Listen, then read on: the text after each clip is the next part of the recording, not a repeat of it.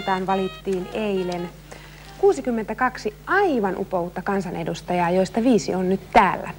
Hyvät katsojat, jos teillä jäi vielä jotakin sanottavaa äänestystuloksesta esimerkiksi, niin lähettäkää viestejä tähän ohjelmaan ruudussa näkyviin numeroihin. Hyvin paljon tervetuloa Helsingin Tehtaankadulle. Hyvin paljon tervetuloa. Hymyä nyt vähän. Voittajat, kiitos. Tuoreet kansanedustajat ja onneksi olkoon. Kiitos. Heti alkuun kaikille kysymys. Se vastaa, kuka ensimmäiseksi haluaa vastata. Mikä nyt muuttuu? Te olette uusia kansanedustajia. Puhetapa ainakin eduskunnassa, kun mä oon puhujanpöntössä. Mulla on tietysti ollut paljon tuossa ongelmia just vanhusten kanssa, jotka kumminkin haluaa niin mua tukea, koska mä niin ajan vanhusten ja sotaveterinen asiaa, että ne on ollut siinä, että osaksi toinen sitten niin käyttäytyä siellä, että kun mä kumminkin on ollut nyrkkeilijä ja sun muuta ja siinä ammatissa sitten taas joutuu olemaan vähän kärkeämpiä käyttäen niin sanottua brutaalisempaan kielenkäyttöön, mutta kun Matti mukavana sitten taas ei kukaan tule katsoa sua nyrkkeilykehään, niin sitten joskus ihmiset saa vähän väärän kuvan musta siitä, mutta olen nähnyt enemmän kuninkaallisia ja presidenttiä kuin varmaan moni eduskunnassa oleva, että kyllä mä myöskin osaan käyttäytyä ja yritän nyt vaikka täällä antaa esimerkin siitä. Hyvä, eli puhetapa tulee ainakin muuttumaan. Sirpa. Kansallinen terveysprojekti toteutuu. Ihmiset rupeaa pääsemään hoitoon, koska nyt kerta kaikkiaan niin terveydenhuolto on niin huonossa kunnossa, kun me on säästetty 12 vuotta rahaa. Että kun me saamme lisää rahaa ja saamme lisää resursseja, niin uskon, että ihmiset alkaa päästä hoitoon. No, mutta Sirpa, hyvä. Sä sanoit, että 12 vuotta ollaan säästetty. Sinun puolueesi Kokoomus on istunut nyt hallituksessa pisimpään kuin mikään suomalainen puolue sodan jälkeen. Niin tarkoittaako tämä sitä, että Kokoomus menee sitten oppositioon tässä en mä usko, että se välttämättä tarvitse mennä oppositioon, jos menee tai ei mene, mutta joka tapauksessa niin terveysprojekti on pakko toteuttaa, koska ihmiset ei enää kestä tätä tilannetta, että niin saattaa esimerkiksi olla sydämen rytmihäiriö ja ei pääse lääkäriin ennen kuin 3 viikon päästä. Ihminen on kuollut siihen mennessä. Hyvä. Eli tämä muuttuu. Just sanoinkin, että mä olen huomannut sen tänään. Olin menossa lääkäriin, mutta en päässyt. Haluaisin tuoda sitä inhimillisyyttä. Eli kaikkien ratkaisujen yhteydessä ihmisarvoa, kunnioittavaa otetta ja inhimillisyyttä. Ja loppuviimeksi eduskunta tulee muuttumaan just sellaisena, kun me ollaan, me kaikki edustajat siellä. Eli mehän yhdessä sen sitten muodostamme jatkossa. Että senpä takia mä tätä kysynkin. Kyllä, näinhän just. Vihreäthän sai vaalivoiton, niin kyllä tämä varmasti sitten näkyy myöskin meidän painoarvossa, mahdollisuuksissa saada meille tärkeitä teemoja eteenpäin, kestävää kehitystä esimerkiksi.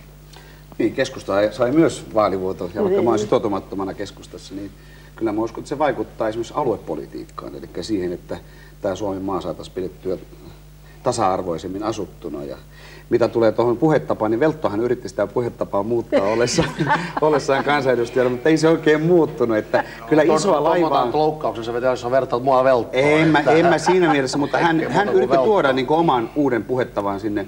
Mä ainakin pyrin... Ja pukeutumista. Niin.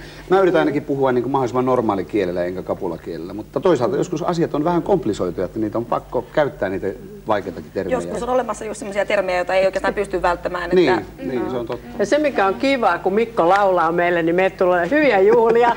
Pannaan eduskunnan rokkikerho pystyyn, kun Rajala Lylykin on siellä nyt mukana. Eli rokkikerho lisäksi. Mutta ihan vakavasti ottaen täytyy ihan erityisesti onnitella Toni sinua. Sä todella olet yksi koko tämän maan ääniharavoista. Sait 5. eniten ääniä. Jos hiukan kerrataan, niin käsittääkseni sait 16 390 ääntä. Ja sinun edellesi yysivät vain siis Paavo Lipponen, Ville Itälä, Tanja Karpela ja Suvi-Anne Siimes. Et todella onneksi olkoon, mutta täytyy kyllä kysyä, että miten tämä on ylipäätänsä mahdollista? Kansa on puhunut. Ruova tässä sanoi tietysti, että ne on säästänyt 12 vuotta. Oltiinko me mukaan sitten, missä me oltiin ennen 12 vuotta sitten? Ollaan nyt varmaan säästetty tuossa eduskunnassa viimeisten sodan jälkeen jo, mutta ne ihmiset, jotka sen niin avun tarvitsisi, juuri eläkeläiset ja sotaveteraanit, ne ei ole saanut sitä apua. Kun sitä rahaa siellä on, että on ollut näköjään vääränlaisia ihmisiä siellä ja mä oon nyt aika kärkäs ollut näissä mun puheissa, mutta aina samoissa, että on aina ollut heikompien naisten, lasten ja myöskin sotaveteraanien ja vanhusten puolella ja niin kuin kaikki vähän tietää, niin mä teen sen aina, mikä mä lupaan ja myöskin monta kertaa on ottanut turpiin tehdessä sen, mutta näin tulee nyt tapahtumaan, mitä mä oon sen lupaukseni tehnyt. Ja 16 000 ihmistä usko muuhun, että moni yrittänyt tuossa katteellisena sanoa, että oli protestiääniä, mutta Ei paljon koskaan nähnyt Suomessa 16 000 ihmistä protestoimassa samassa paikassa. Ja Mille, tosiaan se on vielä kysyä, että kun siitä ei nimenomaan mainostettu ja analysoitu, että nämä oli protestiääniä, niin olisi kysynyt sulta, että protesti mille?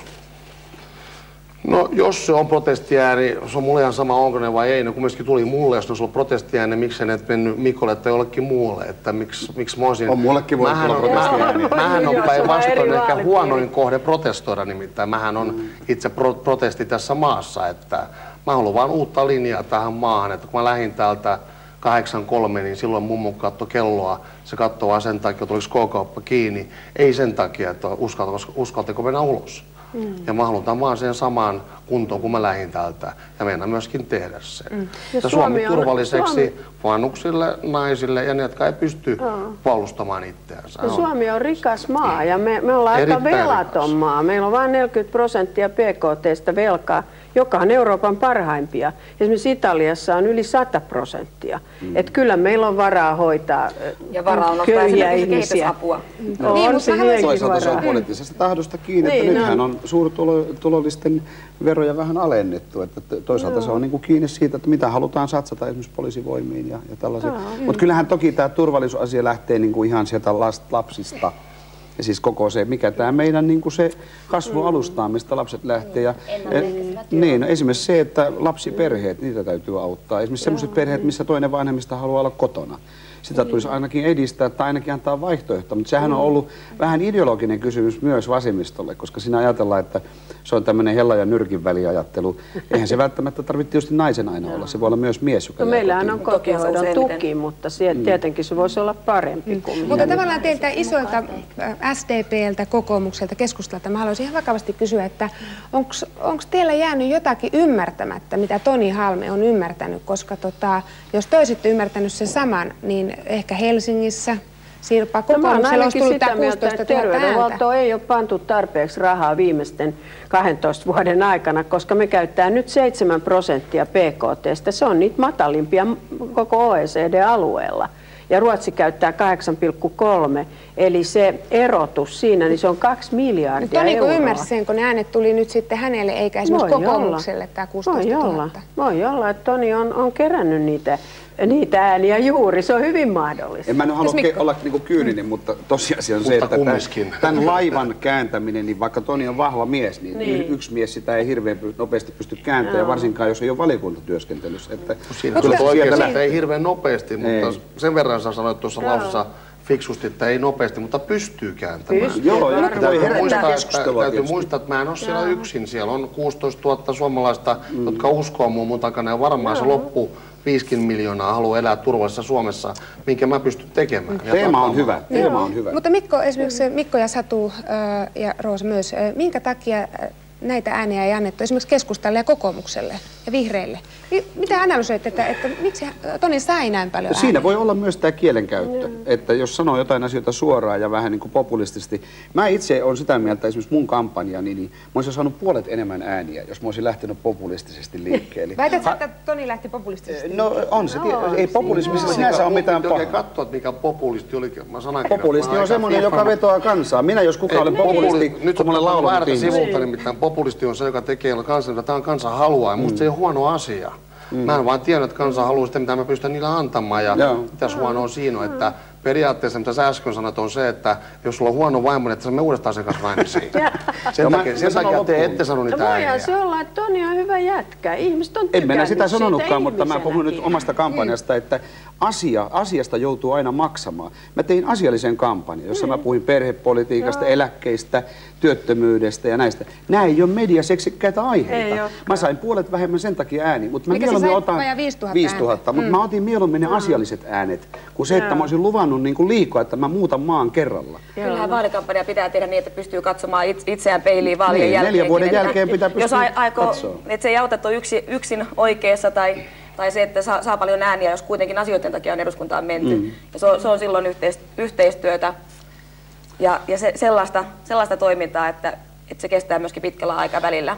Mitä yleensä tämmöiset hatarat lupaukset, niin ne lämmittää hyvin vähän aikaa. Itse asiassa Veikko Vennamohan harrasti tätä aika paljon aikoinaan. Hän osasi juuri käyttää sellaista kieltä, jota kansa ymmärtää. Ja itse asiassa minunkin hyvä ystäväni Suti Aittoniemi osasi puhua aika kansan omaista kieltä. Juuri samalla tavalla vähän kuin mitä Toni puhuu. Mutta kysymys on siitä, että miten ne lunastetaan ne lupaukset. Minusta on väärin verrata nyt vaan mun sanoihin, että kyllä mun teot puhuu puolesta enemmän kuin mun sanonnat. Että voit laittaa omat tittelit tuohon riveen ja tekoon, mun rivi, niin varmaan ei pärjää samassa päivävalossa. Että nyt on väärin sanoa, että niin kuin sanoit, että on se heikkoja niin kuin lupauksia. Että kyllä mä oon kaikki lupaukseni täyttänyt. Tai niin kuin mä sanoinkin, ei että ei ottanut sä haluaisit, mutta voiko siellä tehdä? Mä pystyn tekemään. Sen takia mä sanoinkin, sitä mitä se istunkin.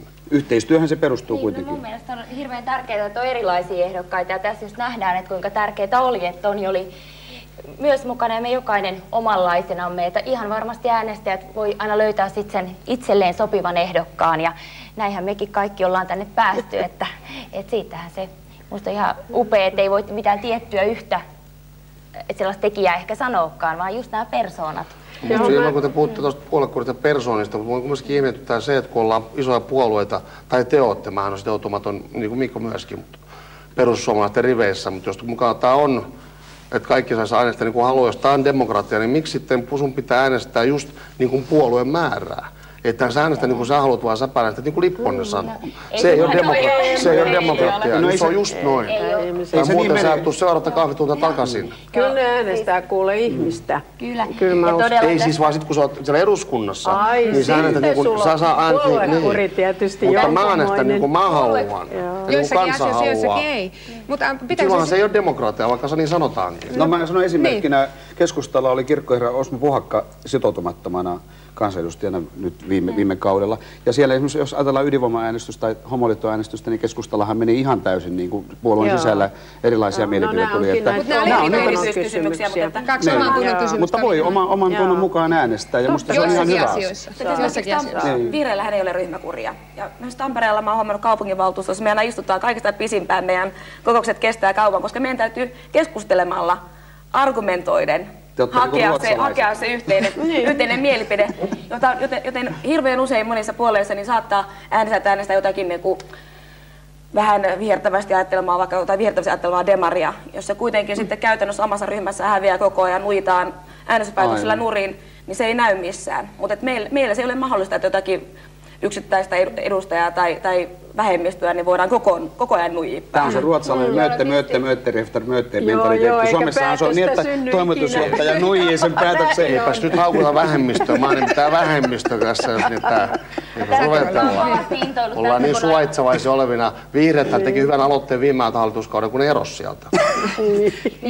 Eli tästä kun paljon puhutaan tästä ryhmäkurista tällainen negatiivisessa mielessä, mutta että kyllähän se totuus on, että siellä pitää vaikuttaa valmisteluvaiheessa aktiivisesti siellä yrittää puhua oma ryhmäpuolelle ja sitten yli puolueen rajojen ihmiset. Näinhän se toimii kunnallispolitiikassa ja mitä mä oon jutellut eri puolueedustajien kanssa, niin joka ryhmässä se tilanne on sama. Eli kyllä niistä asioista pitää rohkeasti tuoda mielipide ajoissa esiin ja siitä ei tykätä, jos siellä äänestystilanteessa rupeaa sitten niin sanotusti sooloilemaan tai ei kanna omaa vastuuta niistä päätöksistä. Mutta jos ajoissa tuo mielipiteensä esiin, käyttää sitä termiä niin sanotut vapaat kädet, niin aivan varmasti sen saa. Sen saa ainakin meidän puolueessa ja mä uskon, että joka puolueessa tänä päivänä. Eli se on ihan sama kaikissa puolueissa. Siinä ei ole mitään eroa, että mitä mä oon jutellut pienpuolueiden kanssa tai suurempien, niin kaikissa on sama. Ja sehän on elämässä ylipäätänsä, että eihän jos joku mun vaikka ystäväni ei tuo kantaansa esiin ja sitten lähteekin toimimaan eri lailla, kun on antanut ymmärtää. Mä en ainakaan pidä sitä kauhean hyvänä tapana toimia ja näin mun mielestä myös politiikassa toimitaan. Niin, varsinkin hallitusyhteistyössä niin täytyy olla valmis myöskin tekemään kompromisseja, joskus nielemään saappaat jalassa tappioita, kun niitä tulee. Aina ei voi voittaa. Mites Toni ja Mikko, te olette sitoutumattomia molemmat. Etteikö tuo varmaan omasta puoluekannasta? Ei se siitä ollut kiinni, vaan mä olen jotenkin kokenut olevani niin koko kansan laulaja. Ja juuri tähän tyyliin, kun Puhakka oli koko kansan pappi. Että mä oon halunnut olla myös niiden ihmisten äänitorvena, jotka eivät koe itsensä keskustalaisiksi. Mutta toki voin toimia siis keskustan sisällä ihan hyvin siinä ryhmässä. Se on kuitenkin tänä päivänä aika yleispuolue, humaani yleispuolue, että jos sitten ristiriitoja tulee, sitähän ei tiedä. Jossain asiassa voi tulla. Mä ehkä, jos aloitetaan tämmöistä arvokonservatismikaavaa, niin ehkä on siellä liberaalismissa päässä kuitenkin. Että saattaahan olla, että mun kotiseudulta, niin esimerkiksi Pohjois-Pohjanmaalta tulee sellaisia kansanedustajia, jotka esimerkiksi uskonnon vuoksi äänestää toisella tavalla kuin minä äänestän. Mitäs kulttuuripolitiikka? No mun mielestä kyllä papit kuuluu kirkkoon. Hän sanoikin, että kirkossa oli vähän pappeja, niin mitä ne tekee eduskunnassa kyllä. Että Ja mullahan ei tämä puoluekuri ole mitään minkä kanssa tekemistä. Mulla oli vaan se, mä halusin valikoida, kun halusin mennä eduskuntaan, tai mua pyydettiin, niin. Että muahan nyt se alkoi siinä, että mun niin kuin päämäärä koskaan elämässä ei ole ollut mennä niin kuin kansanedustajaksi. Kirjoitin muutaman kirjan, niin sitten huomasin, että kaikki oli vähän samaa mieltä kuin minä, mutta en uskaltanut vaan sanoa sitä ääneen. Sitten mä lupasin, että okei, jos 10 000 kirjaa myydään, niin mä menen edustajaksi. Nyt on 50 000 myyty, mä taas pidän sanan ja menin edustajaksi ja tsippadappa duuda täällä mä oon ja 16 000 ihmistä oli samaa mieltä kuin siinä kirjassa. Eli mä vaan nyt niin lunastan mun lupaukseni. Mun ongelma oli siinä, koska RKP kerran käänsi takkinsa ja valehteli asioista, mikä on totta. Ja jos mulle valehtelee, niin se on otan automaattisesti ulos. Mä pelaan aina rehellistä peliä ja myöskin otan vastuun teostani ja sanoistani. Sitten haluaisin jatkaa tässä näin, kun sanon loppuun puhua, kun sanoit, että anna tulla vaan, jos on sanottavaa. Niin vaan sanot, paitsi 55 minuutin monologi. Niin se jo vai?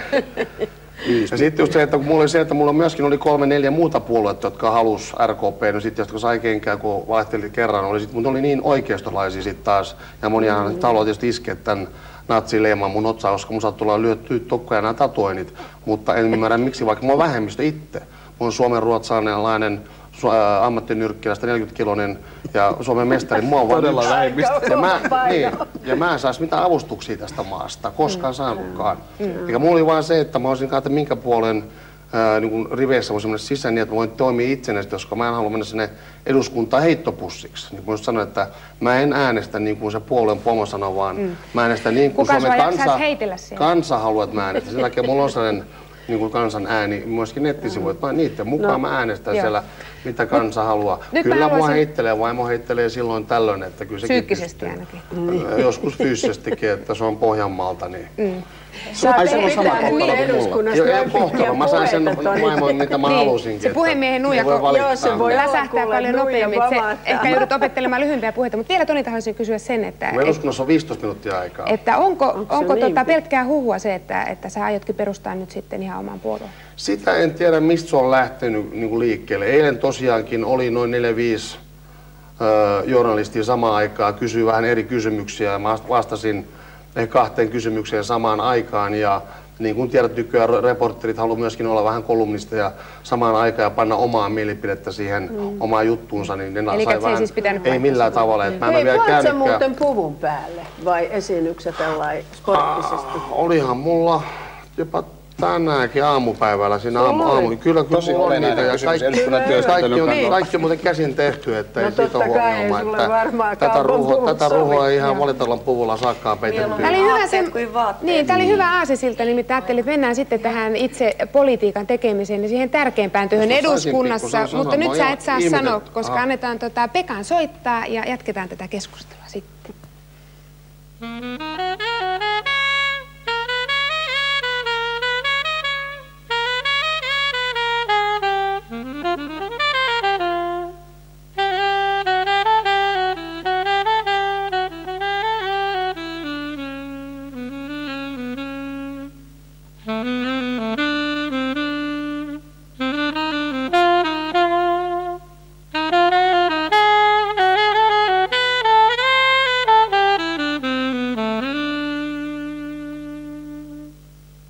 Keskustelu on tulevaisuudessa tällaista, niin veikkaan, että poliittisia keskusteluohjelmia perustetaan tähän maahan kuin sieniä sateella.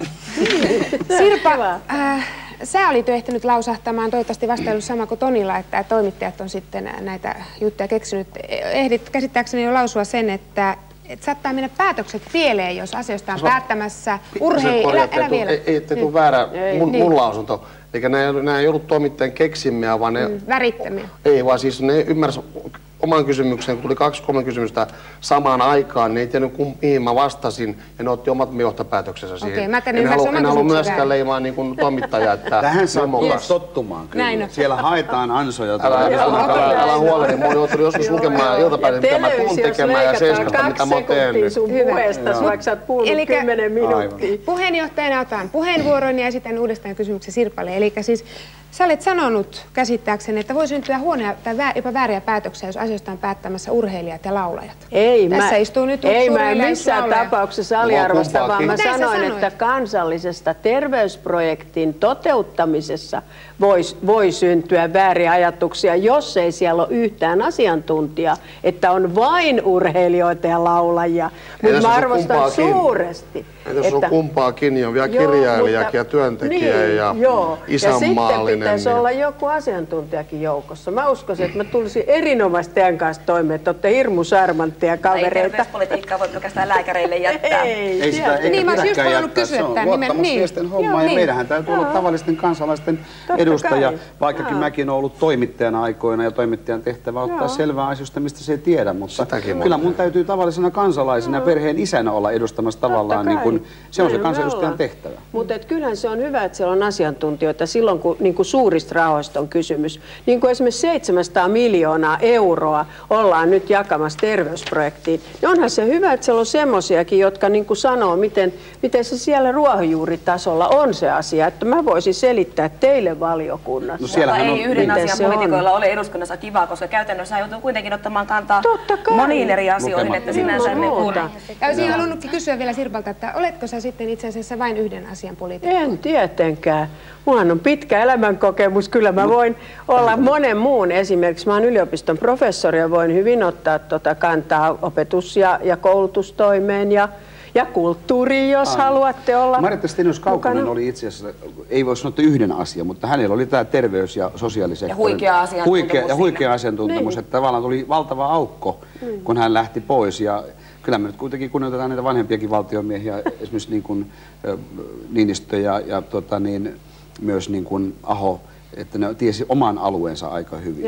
Mutta ei tarvitse, just niin kuin sä sanoit, Roosa sanoi hyvin, että pitäisi pystyä aika moneen asiaan ottaa kantaa, koska meidän täytyy kansalaisten puolesta ottaa kantaa. Ja melkein tärkeämpää on se, että osaa myöskin hakea sitä tietoa silloin, kun sitä tarvitaan. Vaikka sitten soittamalla Marjatta Stenius-Kaukoselle, kun tulee kiperä tilanne eteen. Meillä on avustajat, jotka myös tekee sitä työtä. Mutta lisäksi pitäisi olla kenttään jonkunlainen yhteys. Mutta siinä oikein toimii. No kuka se sitten sen kriteerin tekee ja laittaa, kuka on sen alan asiantuntija? Eihän meillä voi olla 200 porukkaa siellä. Ei, mutta esimerkiksi sosiaali- ja terveysvaliokunnassa mitä silloin, kun me lähdetään... kysymykseen, mikä mä vielä estänyt loppuun. Mitä? Eli kuka sen kriteerin laittaa, missä olet milläkin alalla asiantuntija, jos on 200 ihmistä, jotka on kaikki eri mieltä asiasta, koska kaikkiaan me ei voida olla lääkärin tai urheilija tai mutta eikö me lähdetä siitä, että näitä lakia valmistellaan valiokunnissa? Eihän niitä nyt siellä suuressa olisi enää käydä keskustelemaan muuta kuin vähän pintapuolisesti. Ja meidän edustajienkin mielipiteet saattaa se prosessi muuttua, niin kuin varmasti Roosa tietää avustajana. Syytä onkin, että niin kuin Kekkonenkin muutti mielipidettään vielä vuosia varmaan monta kertaa, mutta sanotaan esimerkkinä palveluseteli, johon vasemmistossa suhtaudutaan aika ideologisesti, että ei. Ja Lääkäriliitto suosittelee palveluseteliä, sillä voitaisiin päästä niin kuin purkaan näitä jonoja. Ja mä ainakin haluaisin asennoitua niin, että käytännöllisesti, pragmaattisesti, että mikä on hyvä juttu, niin siihen voidaan mennä mukaan. Eikä tarvitse niin lukita itsensä siihen ideologiaan. Ja tätä mä tarvitaan. Mutta saatko sä sen läpi sitten omassa puolueessa sen näkemyksen, niin mikä valiokunnassa on? Kyllä mä puolueessa saan, mutta saanko mä muiden keskuudessa? Mutta Sirpa, kerro vielä se, käydään muutamia tärkeitä teemoja läpi, mitä te olette itse kukin nostaneet teidän omassa vaalikampanjassanne, ja sä olet tätä terveyspuolta totta kai tuonut esiin. Niin kerro mulle nyt sitten se, että jos sä sanoit, että 12 vuotta on säästetty, kun kunnat nykyään itse asiassa päättää aika paljon. Meillä ei ole enää tämmöistä korvamerkittyä rahaa. Niin mistä tämä raha nyt tulee sitten, kun kunnat itse päättää? Niin miten me tämä nyt hoidetaan? No nythän meidän täytyisi yhdistää ne kunnat tämmöisiksi suuremmiksi ostajaorganisaatioiksi. Meillähän on 445 kuntaa. Eihän joka kunta voi yksinään päättää näistä rahoista. Pitäisi olla vähintään tämmöisiä 30 000 tai 100 000 suuruisia organisaatioita, jotka ostaisi. Ja sitten ammattilaiset taas olisi niitä sairaaloiden johtajia. Niin, että ei niin kuin poliitikot olisi mukana tässä sairaalan johdossa. Se ei toimi. Ei sellaista ole muualla maailmassa. Tästä on paljon kunnat 400 kuntaan. Niin varmaan pitäisi olla. Jokainen kuntarajat, vaan se, että kunnat pystyisivät tekemään yhteistyötä myös kuntarajojen yli. On samaa mieltä. Kun yksi kunnanjohtaja saa kenkää, sillä saa 2 poliisia ja 2 sairaanhoitajaa. Eli mikä on se konkreettinen toimi, vain edellyttää vastausta kansanedustajana? Mitä sä voit tehdä sille? Siis rupeat yhdistelemään kuntia. Varmaan, sehän on eduskunnan tehtävä nimenomaan. Siis pyytää, että kunnat yhdistys ja tehdä niin semmoisia... siis tältä osin. Eihän ne siltä muuten osin kyllä, nimenomaan. ei ne halua, siis mä tiedän, että kunnissa on aika valtakunnan. tiukkaa, Joo, että joo. nythän puhutaan esimerkiksi Saimaan tästä isosta kaupunkihankkeesta, joka on muuten keskustalle keino mennä kaupunkiin. Mutta siitä huolimatta, vaikka on sitä, niin siihen suhtaudutaan hyvin ristiriitaisesti. Mutta tämmöisellä tasolla terveydenhuollossa ja tämmöisissä asioissa voidaan tehdä yhteistyötä ja antaa se ihminen ohjata sinne, missä sitä on sitä tilaa. Ja sitten valtakunnallisesti yhdistää semmoista terveydenhuoltoa, joka on erityisen kallista, niin kuin esimerkiksi tuossa Kirralla tehtävä transplantaatio, eli siis elinsiirtokirurgia, vaikeat palovammat. Kaikki tämmöiset kannattaa niin kuin yhdistää valtakunnan tasolla. Ja silloin niistä tulee niin kuin parhaiten hoidettuja.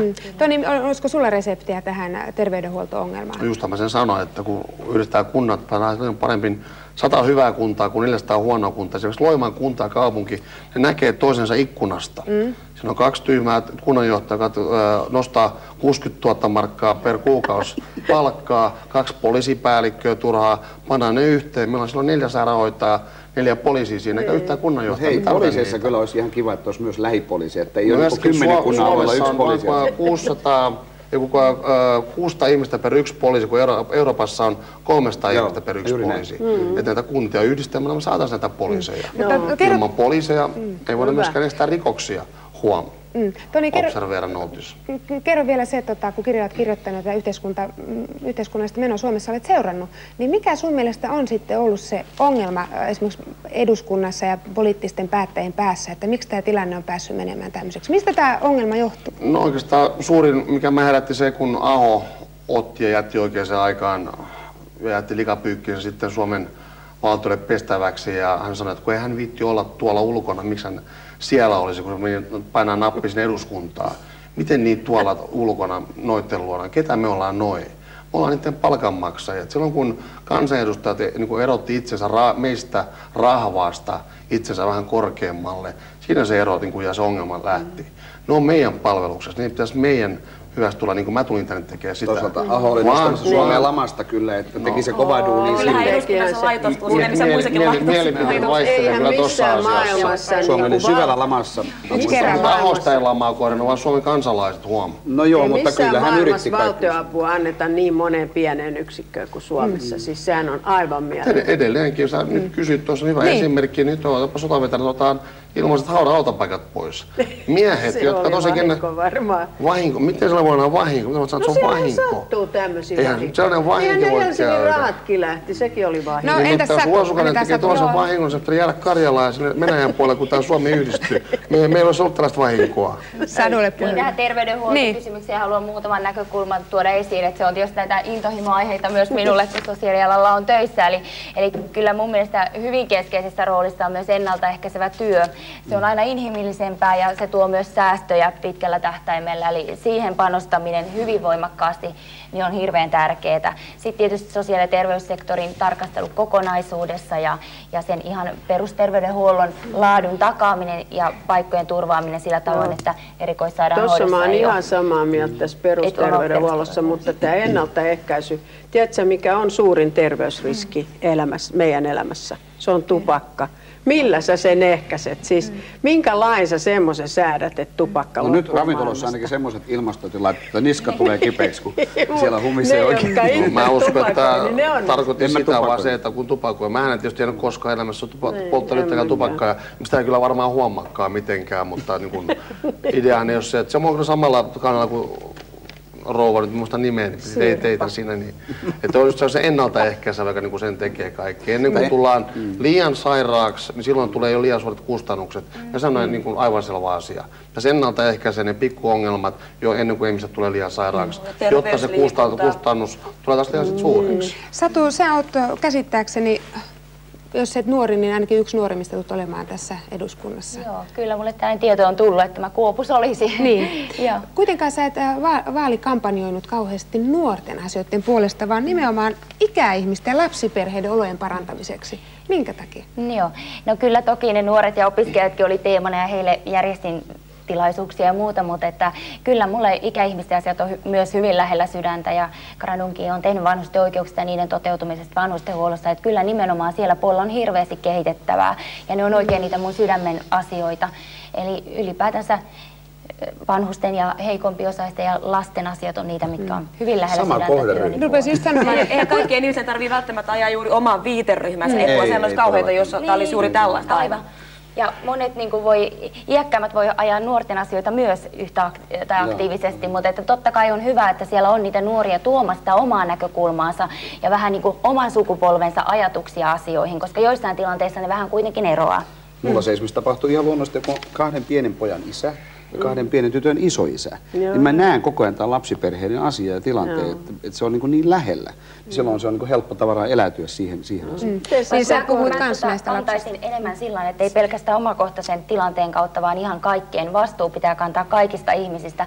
Ei pelkästään sen, että mitä mun oman henkilökohtaisen piiriin kuuluu, vaan ihan kaikista. Eli tietysti sosiaalialalla esimerkiksi näkee kyllä sitä elämänkirjoa ja mun mielestä meidän pitää kantaa vastuuta just niistä, joilla menee kaikista huonoiten. Itse asiassa se on meidän yhteiskunnan vahvuus, kuinka me huolehditaan meidän heikommista. Kuinka moni teistä haluaisi muuten korottaa nyt lapsilisiä? Ehkä ei siltä, mutta kotihoidon tukea ainakin taisi korottaa. Se on ihan lapsen osalta lapsilisää pitää korottaa. Jos se on se vastaus, koska niin kun yleensä lapsilisä myöskin on yksinhuoltajaperheitä ja monet on myöskin alkoholiongelmia. Ei koskaan tiedä, mihin se raha menee.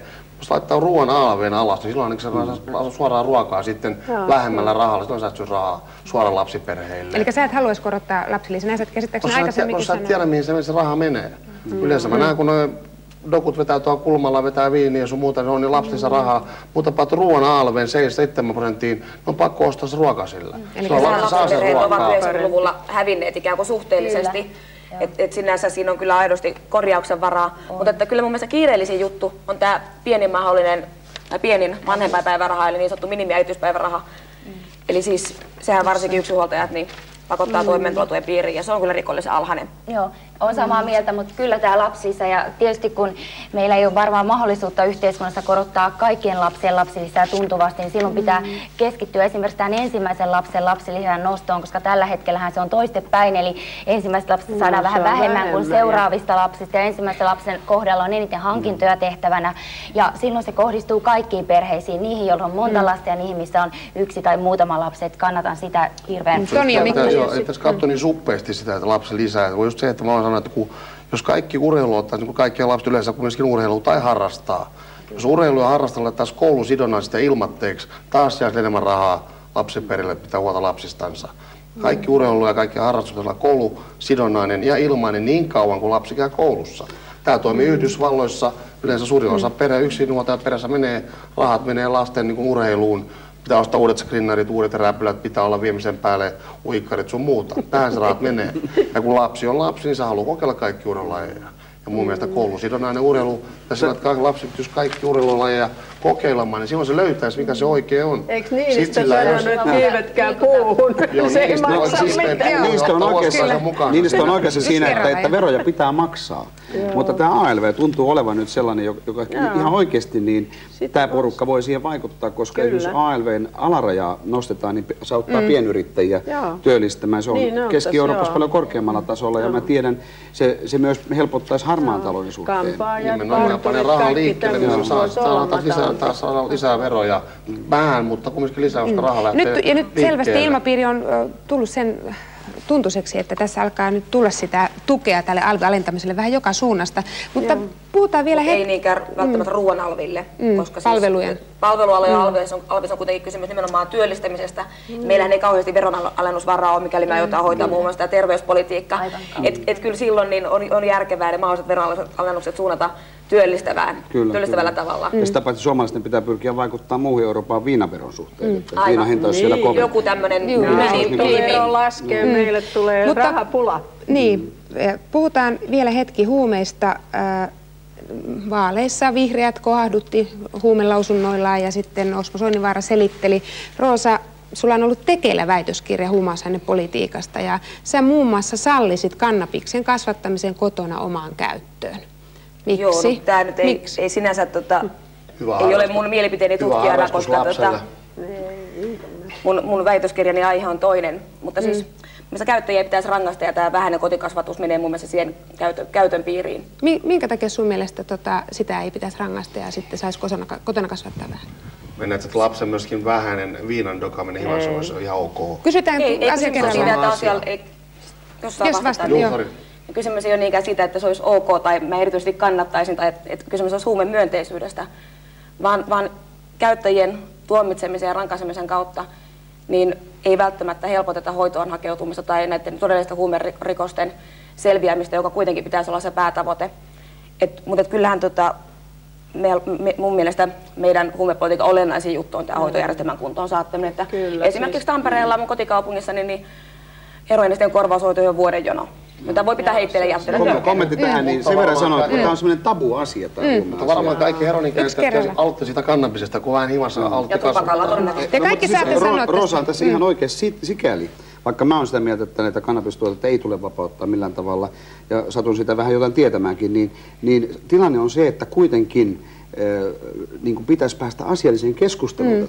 Tämä on nyt sellainen tabu ja kuuma kysymys, ei voi edes sanaa huume. Niin sä oot heti niin kuin suurin piirtein niin kuin, kannattamassa kaikkia mahdollisia huumeita. Että siitä pitäisi päästä asiallisesti keskustelemaan, koska juuri mistä sä puhut, että hoidetaan näitä ihmisiä. Eihän ne ole rikollisia, ne on uhreja. Kyllä mä lääkärinä sanoisin ehdottomasti, ei kaikille huumeille. Kaikki ensimmäiset huumeet itse ottaa, niin ei se... Kyllä niitä myös tarjotaan koululapsille. Mutta sä valitset. Ei mitään. Kyllähän sulla voi tarjota aseenkin, mutta ei kukaan sano, että rikolliset pitää tuomita, mutta ei sitä ihmistä enää siinä vaiheessa tarvitse tuomita. Pitää ottaa vastuu teostaan, sitähän vaan lapsia pitää kasvattaa sen mukaan, että ottaa vastuu sun teostaan. Meinaat sä, että tämän ihmisen pitää kärsiä loppuelämänsä sitten, joka on niitä huumeita? Ei, kun sulle pitää auttaa huumeita, ei huumeilla. Se on selvästi, että ei ole joo tai ei ole harmaa aluetta huumeissa. Mutta kun kaikki me tiedetään, että täällä kuitenkin aloitetaan käyttää alkoholia ja huumeita. Sen takia, kun sä ajattelet noin.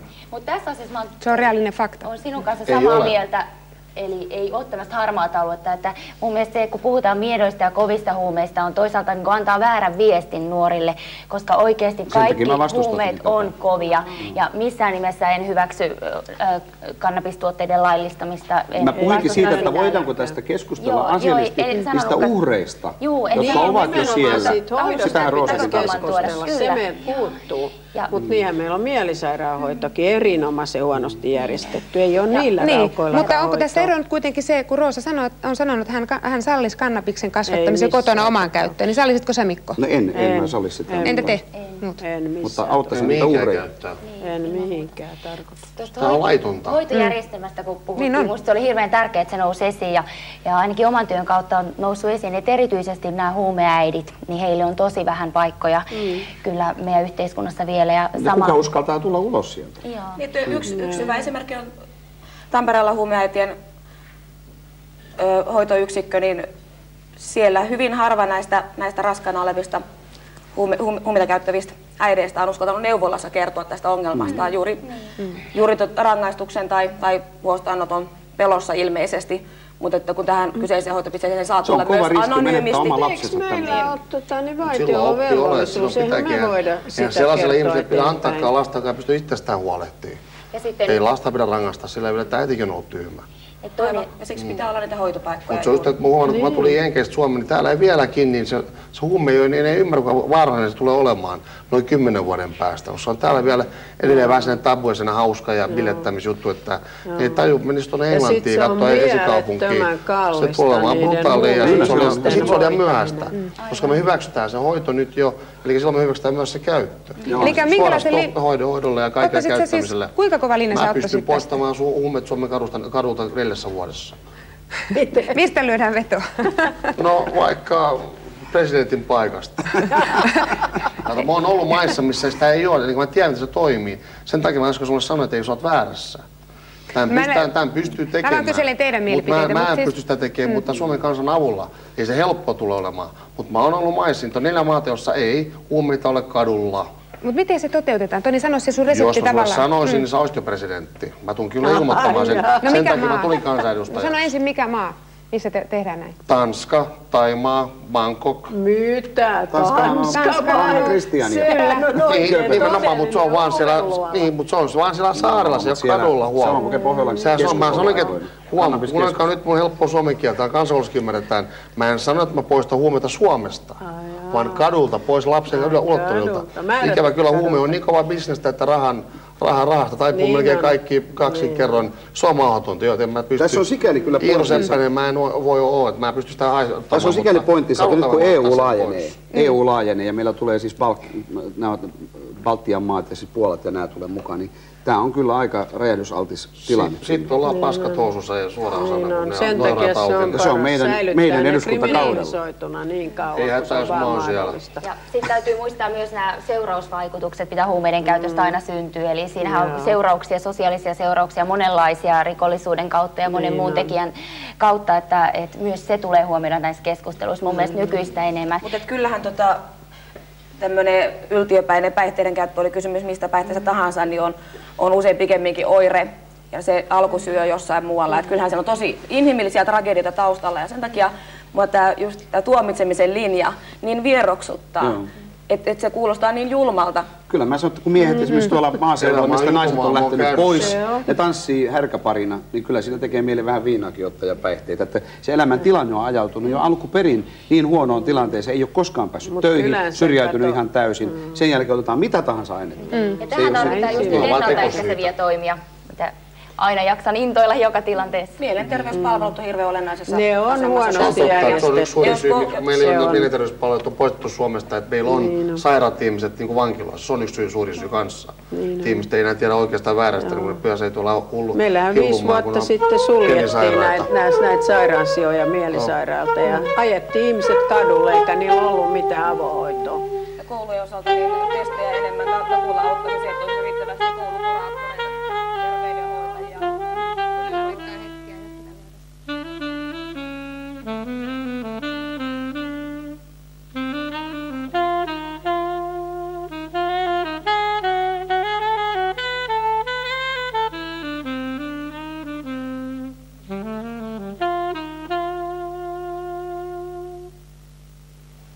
Niin, todella monesta tärkeästä aiheesta te joudutte päättämään ensi eduskuntakaudella ja päättäminen on entistä vaikeampaa, jos tämä kansainvälinen talous rupeaa yskimään ja rahaa on entistä vähemmän. No, siellä on 195 muuta, että lainoita. Ja tähän loppuun mä haluan sanoa sen takia, että mä annan vastaan huutoihin, että mä kävin huumetesteissä ja niin kuin myöskin haastoin vihreät, kaikki huumetestejä kansanedustajat.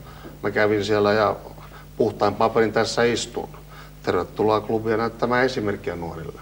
En mielelläni pissaisi terveydenhoitajan pääpolvieni välissä. Anteeksi, mitä, että mä voin tulla pitää sitä kuppia, ettei se terveydenhoitaja sinne voi tulla. Älä käytä tekosyitä, ne ovat tekosyitä. Kyllä, huumeille pitää sanoa ehdoton ei. Nuorille pitää olla myöskin esimerkki. Muuten sanotaan, miksi mä sitten voisi ottaa, kun kukaan noitakaan testaa. Mutta mitä kysymykseen? Kapteenit, lentokapteenit, eduskunnat, taksikuskit, kaikki, jotka on lääkärit, jotka on niin kuin muiden elämä on niiden käsien halusta ja ammattitaidossa, niiden kanssa ehdottomasti testataan.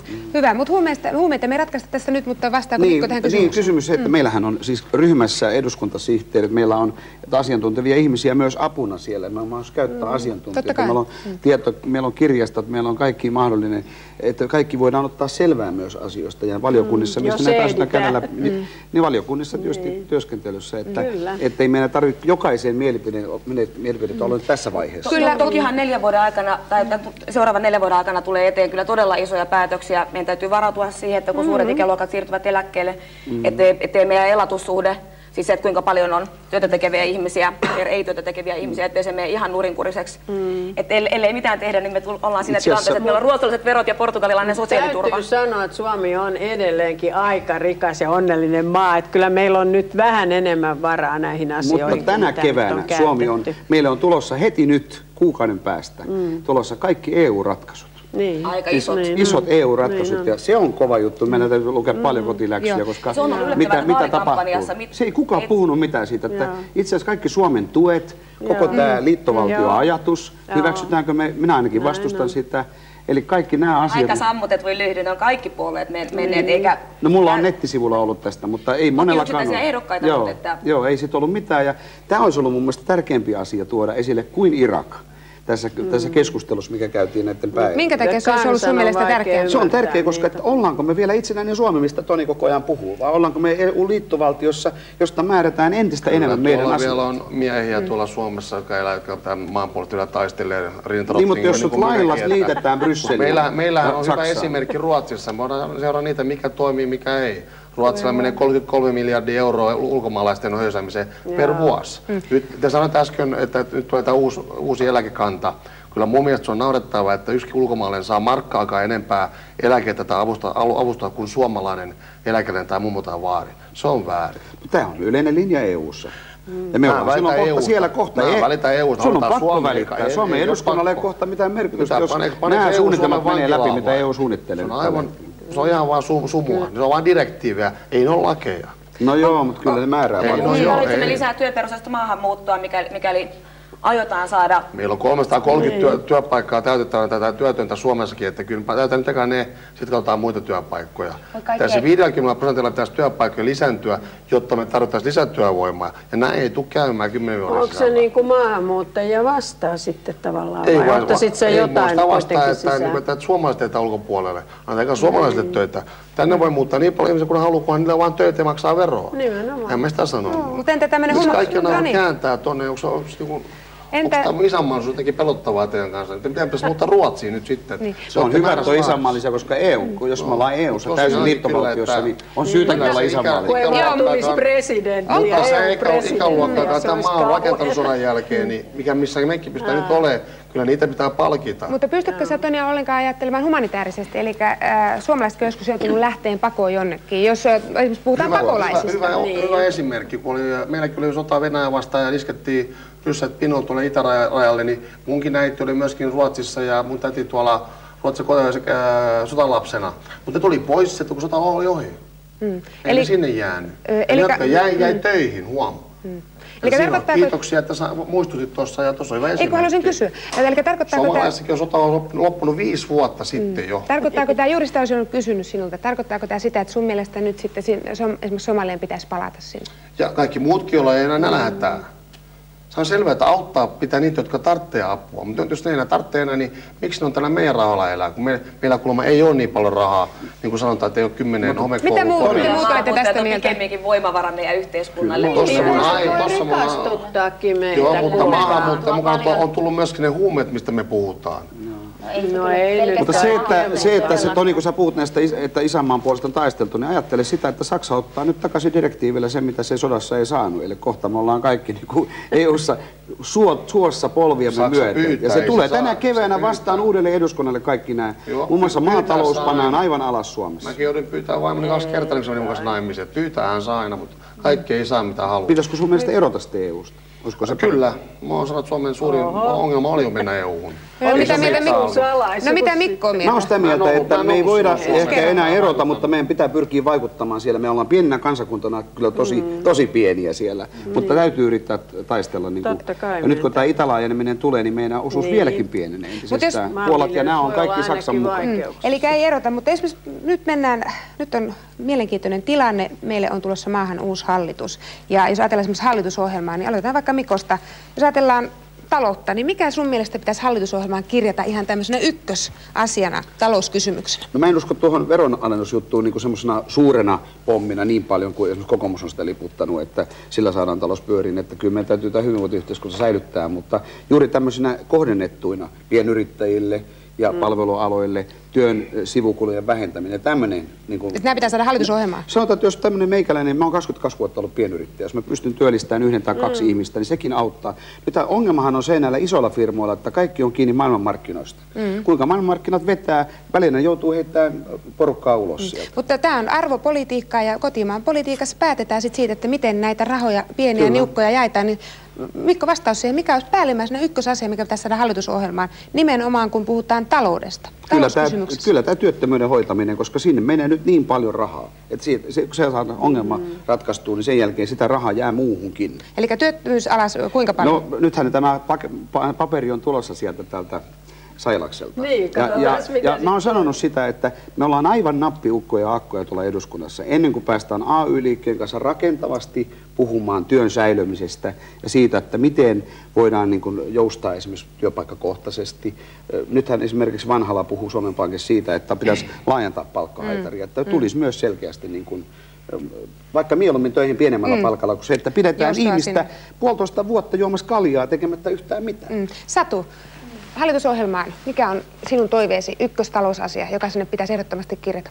No kyllä, ilman muuta tämä työllisyyden hoito, mitä tässä aiemminkin tuli esiin, että siihen on monia eri konsteja, millä sitä pitää tukea. Ja Mikko otti esiin pienyrittäjyyden tukemisen ja sen näen myös hirveän tärkeänä työllisyyden edistämisenä. Ja se on koko meidän tämän talouspuolen ydin, että ihmiset saa työtä. Ja todella niin kuin tuli esiin, että ihmisen työttömänä pitäminen maksaa yhteiskunnalle enemmän kuin sen työpaikan luominen.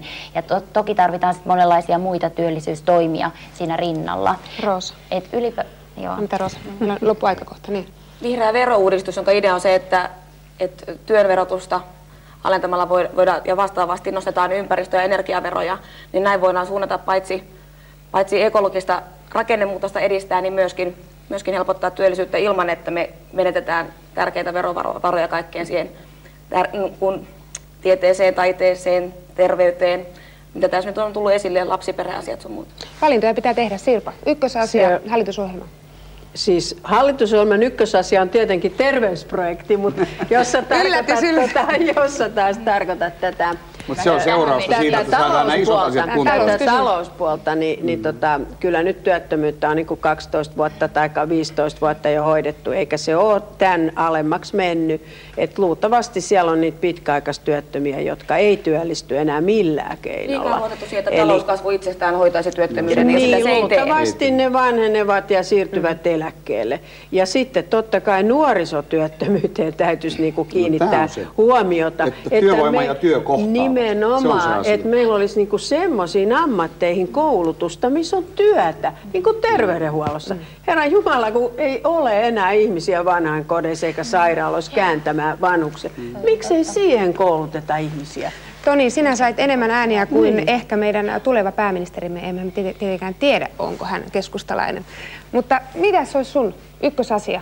Oikein, tuossa Ruoka sanoi tuossa aika hyvin, että kun sanotaan, että ei ole näitä ihmisiä, näitä vanhuksia pyörittämään ja ehkä hoitamaan. Meillä on 50-vuotiaia, niin kriisi, yli 50-vuotiaat, jotka haluaisivat tehdä töitä.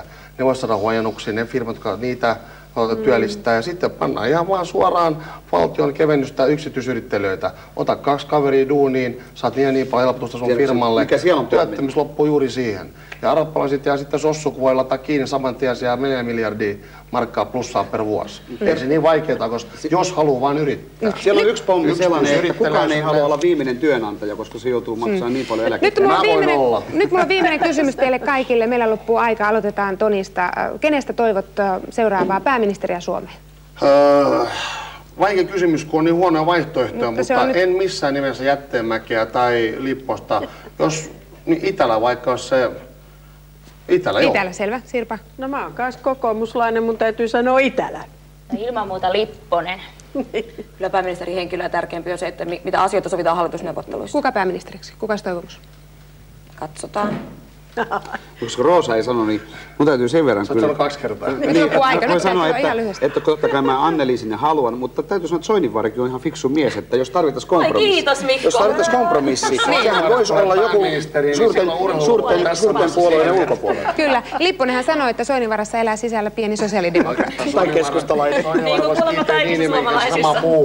Hyvin paljon kiitoksia teille keskustelusta ja onnea eduskuntatyöhön. Kiitos. Kiitos ja kiitoksia Suomen kansalle. Kiitos.